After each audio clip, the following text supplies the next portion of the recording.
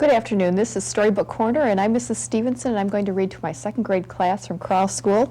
And the story I've chosen for today is Ira Sleeps Over by Bernard Weber, one of my favorites. Ira Sleeps Over. I was invited to sleep at Reggie's house. Was I happy? I had never slept at a friend's house before. But I had a problem. It began when my sister said, "Are you going to take your teddy bear along?" Taking my teddy bear along, I said. Well, to my friend's house? Are you kidding? That's the silliest thing I ever heard. Of course I'm not taking my teddy bear. And then she said, "But you've never slept without your teddy bear before. How will you feel sleeping without your teddy bear for the very first time, Well, I'll feel fine, I'll feel great, and I'll probably love sleeping without my teddy bear. Just don't you worry about it." "Who's worried?" she said. But, now she had me thinking about it. Now she really had me thinking about it. And I began to wonder, suppose I don't like sleeping without my teddy bear? Suppose I hate sleeping without my teddy bear? Should I take him? "Oh, take him," said my mother. "Take him," said my father. "But Reggie will laugh and he'll say I'm a baby." "Oh, he won't laugh at you," said my mother. "No, he won't laugh," said my father. "Oh, he'll laugh," said my sister. So I decided not to take my teddy bear. Well, that afternoon I played with Reggie, and Reggie had big, big plans. "Tonight, when you come to my house, we're going to have fun, fun, fun. First, I'll show you my junk collection, and after that, we'll have a wrestling match, and after that, we'll have a pillow fight, and after that, we'll do magic tricks, and we'll play checkers, and we'll play dominoes, and after that, we'll fool around with my magnifying glass." "Oh, great," I said. "I can hardly wait." By the way, what do you think about teddy bears?" But Reggie just went on talking and planning as if he had never heard about teddy bears. And after that he said, "Do you know what we can do after that? I mean, when the lights are out and the house is really dark, guess what we can do?" "What?" "Well, we can tell ghost stories." "Ghost stories," I said. "Ghost stories. I mean scary, creepy, spooky ghost stories." And then I began to think about my teddy bear. "Does your house get very dark?" I asked. "Uh-huh," said Reggie. "Very, very dark?" "Uh-huh," said Reggie. By the way, what do you think about teddy bears?" Suddenly, Reggie was in a big hurry to go someplace. "See you tonight," he said. "See you," I said. I decided I better take my teddy bear. But my sister said, "What if Reggie wants to know your teddy bear's name? Did you think about that? And did you think about how he'll laugh when you say ta, ta? What a silly baby name for a teddy bear." "He won't even ask," I said. "Oh, he'll ask," she said. I decided not to take my teddy bear. At last it was time to go to Reggie's house. "Good night," said my mother. "Good night," said my father. "Sleep tight," said my sister. I went next door where Reggie lived. That night, Reggie showed me his junk. He showed me his flashlight, his collection of bottle caps, a chain made out of chewing gum wrappers and some picture postcards, an egg timer, jumbo goggles, a false nose and mustache, and a bunch of old rubber stamps and labels from his father's office. And we decided to play office with all the rubber stamps. After that, we had a wrestling match, and after that, we had a pillow fight. And after that, Reggie's father said, "Bedtime." "All ready," said Reggie. "All ready," said his father. So we got into bed. "Good night," said Reggie's father. "Good night," we said. Reggie sighed. I sighed. "Hey, we can still tell ghost stories," said Reggie. "Well, do you know any?" "Uh-huh," said Reggie. And Reggie began to tell his ghost story. Now, once there was this ghost, and he lived in a haunted house, only he did most of the haunting himself. This house was empty except for this ghost because nobody wanted to go near this house. They were so afraid of this ghost.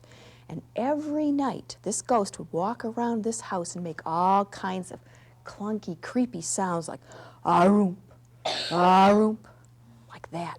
And he would go around looking for people to scare because he liked to do that most, scare people. And he was very scary to look at. Oh, was he scary to look at? Reggie stopped. Are you scared, he asked. Uh-huh, I said. Are you? What? Said Reggie. Are you scared? Just a minute, said Reggie. I have to get something. What do you have to get? I asked.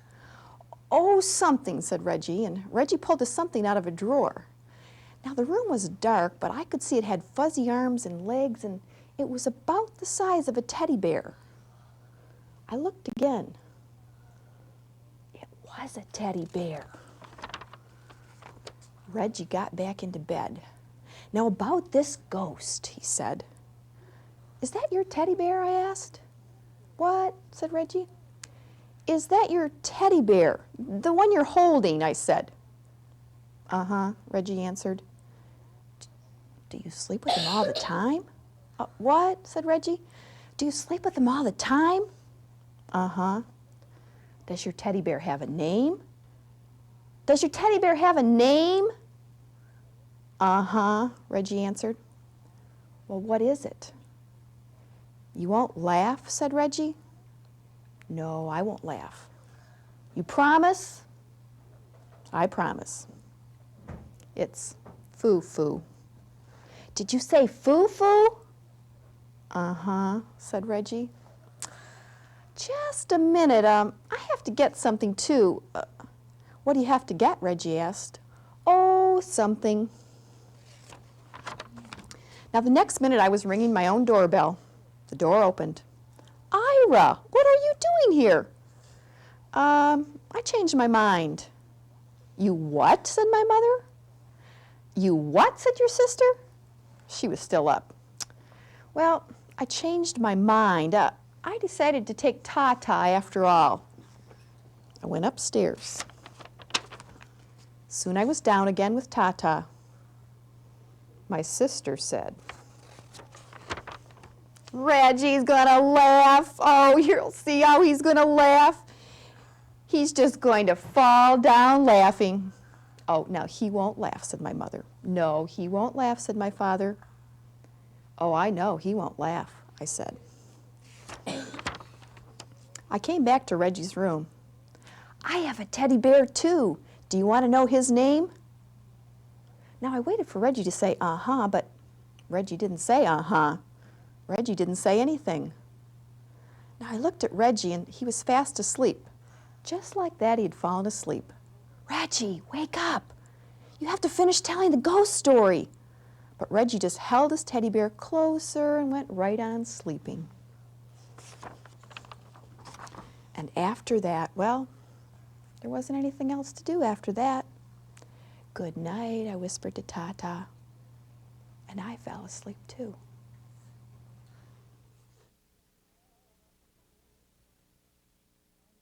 Hello, welcome to the Reading Corner. I'm Kathy Watt from Crawl Elementary, and I have my second grade class here today. And today we're going to read Stand Back, Said the Elephant, I'm Going to Sneeze by Patricia Thomas.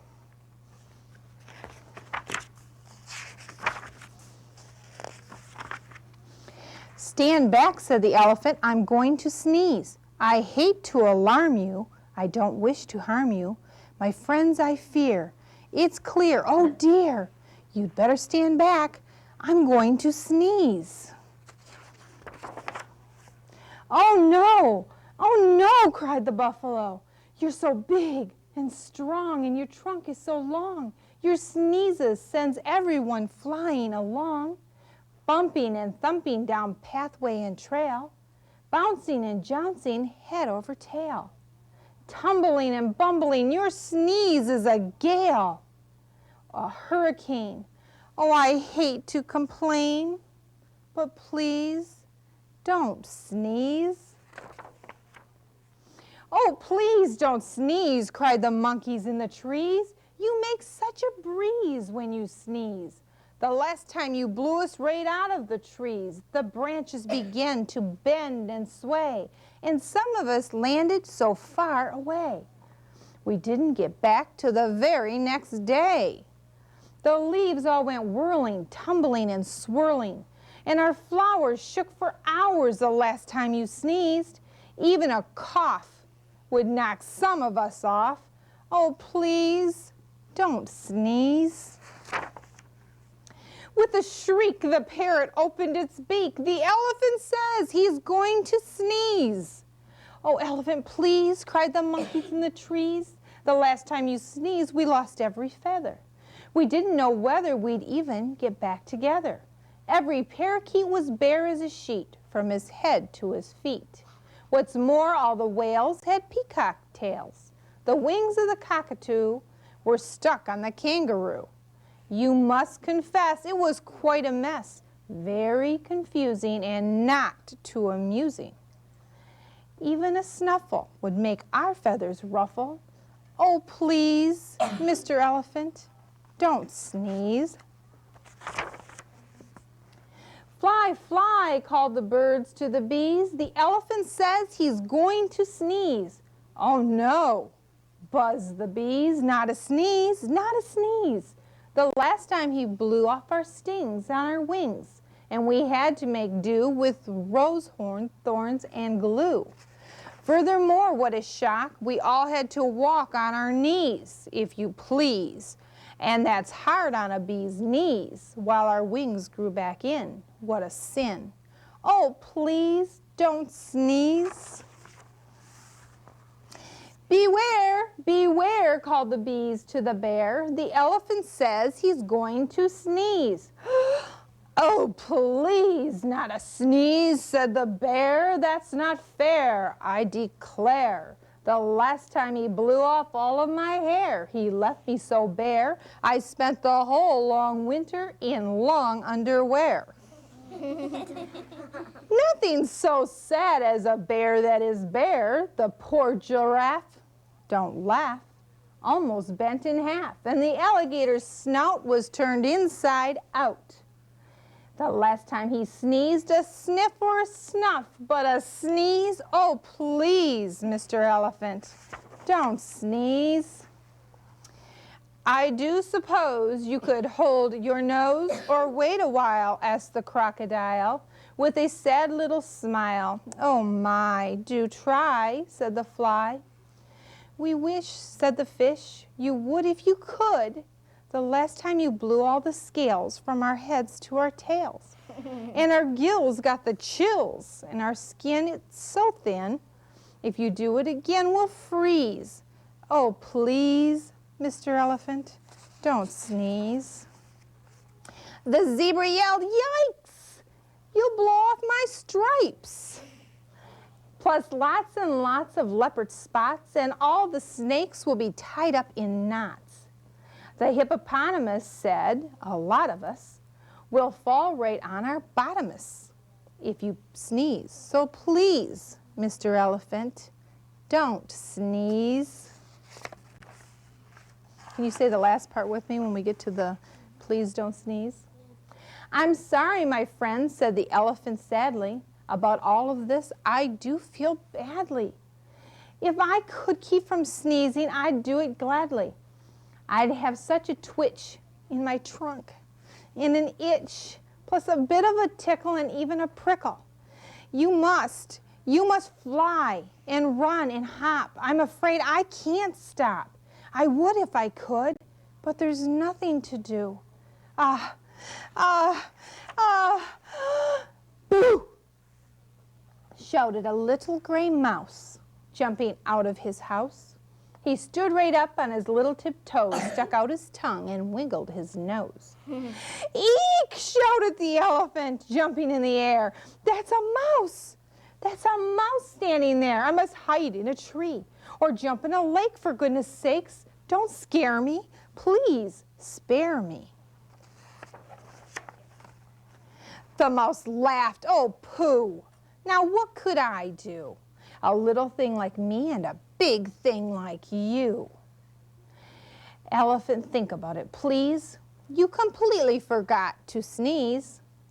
Well, what do you know? Laughed the elephant. That's so. It's astounding, confounding, as I live and breathe. He began to giggle. Hee hee hee. The funniest thing has happened to me. Ha ha ha, ho ho. The elephant shook from his head to his toe. He hoed and hawed, he giggled and gawked.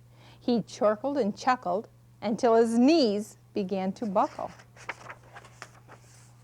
He sat down and rolled from side to side. In fact, the elephant laughed till he cried.